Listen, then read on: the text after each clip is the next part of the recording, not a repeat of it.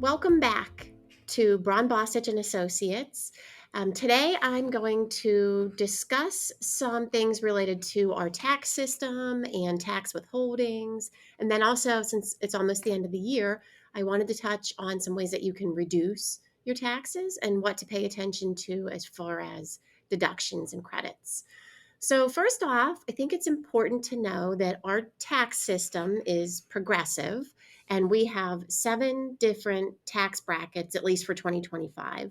And so you have the 10%, 12%, 22, and then we go up from there. So the progressive nature of our tax system is that so much of your income fills up the bucket that's the 10% bucket, and then the overage goes into the 12 and into the 22 and up from there. So not all of your income is taxed at that highest bracket, just the portion that kind of rolls in to that bucket depending on your level of income. So that's important to know. And another thing with the new tax bill that was passed, the One Big Beautiful Bill Act, they are broadening the 10% and 12% buckets a little bit. So that means that more of your income will fall in to those before heading into the higher brackets. And that'll save you a little bit of tax on the amount of money that falls into there. It's a small window, but it's still a tax savings.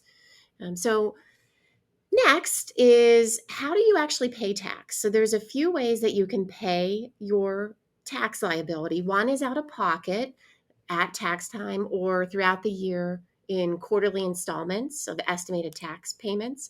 Also, your employer, if you're still working, is withholding tax from each paycheck, and you can control that by adjusting your Form W-4 as needed. If you have a child or something else changes, your filing status changes, you might want to update your W-4. It can be a little bit confusing, so you might want to reach out to us or your tax professional to help guide you there. The other way that you can pay into tax is through 1099 withholdings.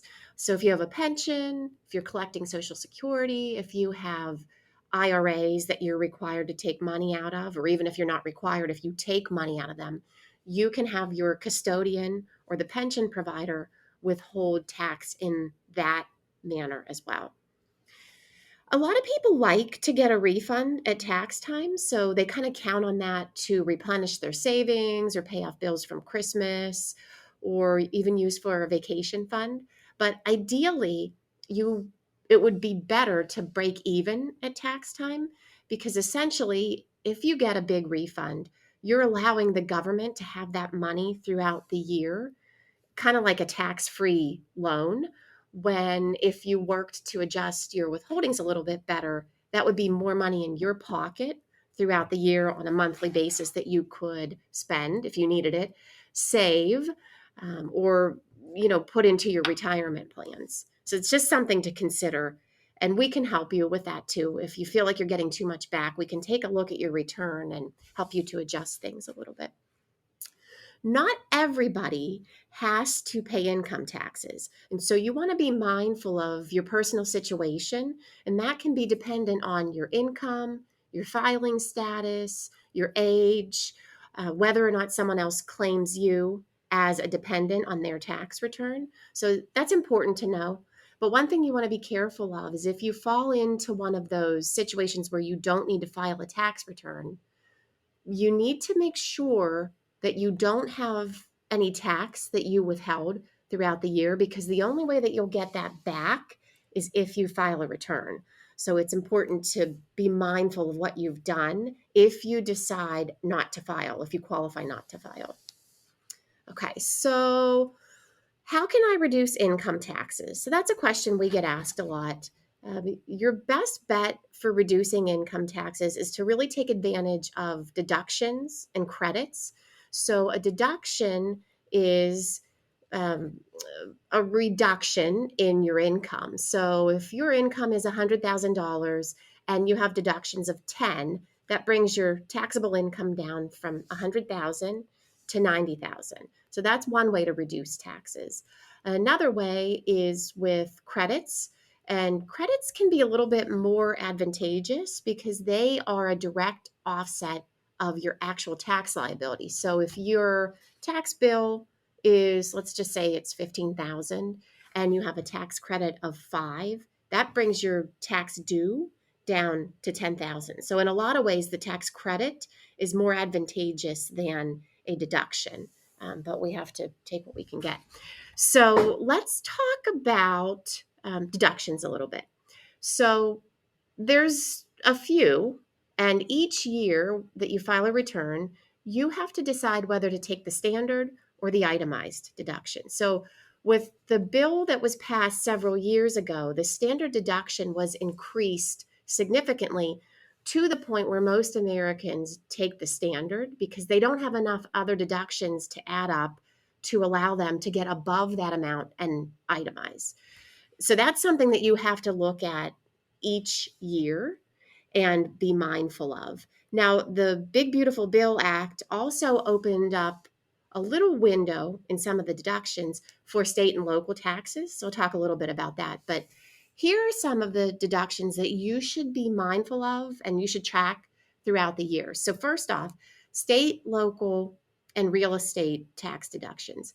Prior to the passing of the new bill on July 4th, you were only able to write off up to $10,000 of state, local, and real estate taxes. You were limited. So if you had 20,000 of those types of taxes, you couldn't write off 10 of that. You could only write the first 10 off. Well, that has been increased to 40,000. So that's pretty significant, mostly for people that have high property taxes and that are employed and have high state and local deductions from their pay. So that's new starting in 2025, but also something that you should just be aware of throughout the year. Other deductions to keep track of: mortgage interest and points paid, and that's up to $750,000 of debt for a primary or a secondary residence. Now, if you purchase the home before December of 2017, it was $1 million. So that's like for some people, you might be grandfathered into having a higher allotment than the 750. You should keep track of medical and dental expenses that you already haven't been given a tax break for, because you can write those off if you itemize. And that has to be above 7.5% of your adjusted gross income. So if you plug the numbers in and your AGI is a certain amount and 7.5% of that amount is already more than your medical and dental expenses, you can't write anything off. But if your expenses are more than that, you can write the overage off. And this is something that could change year to year. Just if you have one year, you might have dental implants or significant out of pocket medical costs just for whatever reason. And so you need to just keep that in mind, keep track, write it down and stick it in a folder or on your computer with your other tax stuff so that your CPA or your tax preparer can take a review of all of that when you file. Let's see, charitable cash donations, you want to track those, and gifts of highly appreciated stock. There were some changes in the law, I'm not going to go into that now, related to charitable giving in the one OBBBA. So there were some updates there, but you should track those things. Also, qualified charitable distributions, which are gifts that you give from your IRA that can receive a deduction or drop in your taxable income. So keep track of those, make a list, give that to your CPA as well. Starting in 26, you are eligible to write off up to $1,000 for each spouse, so $2,000 total, on the front of your Form 1040 in charitable giving. Before that, you could only get a tax break for charitable gifts if you itemized. So this is a way that if you take the standard deduction, keep in mind, starting in 26, you can have those additional write-offs. So that's new to the bill and not effective until next year. The other thing to be mindful of: contributions to 529 plans. Certain states allow you a tax deduction for those. I don't think people realize this all the time, but in Pennsylvania, that's one of the states. If you give, let's say you give $10,000 to your grandson's 529, well, that 10,000 is eligible to be deducted from your PA state taxable income. And that can be significant. And there's a good way there to kind of strategize and plan if you have large capital gains in a given year, or if you sold a property, you can offset some of that state tax by taking advantage of 529 contributions. So you're giving and you're also saving yourself on taxes in those big income years, or in a regular income year if you're so inclined. Um, if you can't itemize, you still have some deductions that are available to you. Well, one of them, these don't apply to everybody, but it may apply to you. One of them is student loan interest. So you can write off up to $2,500 of interest on student loans on the front of your tax return on your Form 1040. You can also get deductions for traditional IRA savings. The contributions that you make into a traditional IRA are deductible. HSA contributions are deductible. And also, if you're self employed, there are certain expenses associated with your self employment that you can deduct. And those are things like contributions to a qualified retirement plan, health insurance payments, long term care premiums can be deductible. Long term care premiums are also part of the medical and dental expense that's deductible that I mentioned before. So keep that in mind. It's limited based on your age, but you should still let your CPA know if you're paying long term care premiums. And for self employment deductions, you also can write off 1/2 of the self employment tax. So, again, if you're not self employed, that doesn't apply to you. But if you are, those are things that you need to keep in mind. Another new provision in the tax bill is the enhanced senior deduction. So starting this year, if you're 65 or older, you're getting an extra $6,000 in deductions. That's for you and for your spouse. So 12,000 total. That's going to last from 25 through 28. So it's 4 years of these additional deductions, and it's limited and phased out based on your income. So I can help calculate this, but just for a rough idea of how it works, if you're filing jointly and your income is $150,000 or more, for every dollar over 150,000, that 12,000 is reduced by 6% of every dollar over that. So at a certain point, the 12,000 becomes zero, but in between 150,000 and the cap, you're still eligible for some deduction. So again, that's for 4 years. Okay, tax credits, that's another thing to be mindful of, and also a way to help reduce income tax due. So I just wanted to just real quickly highlight a few. So one is the retirement savings contribution credit, and that's to incentivize low to moderate income taxpayers to save for retirement. So depending on your income, if you're saving for retirement, you can get a little bit of a credit, which to just further encourage you to save for retirement.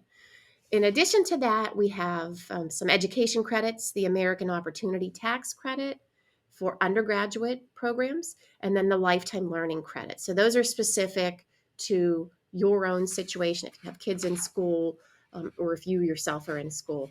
And we can kind of comment further on any of those if there's additional questions. One question we get a lot before I wrap up is, what's the difference between a non-refundable tax credit and a refundable tax credit?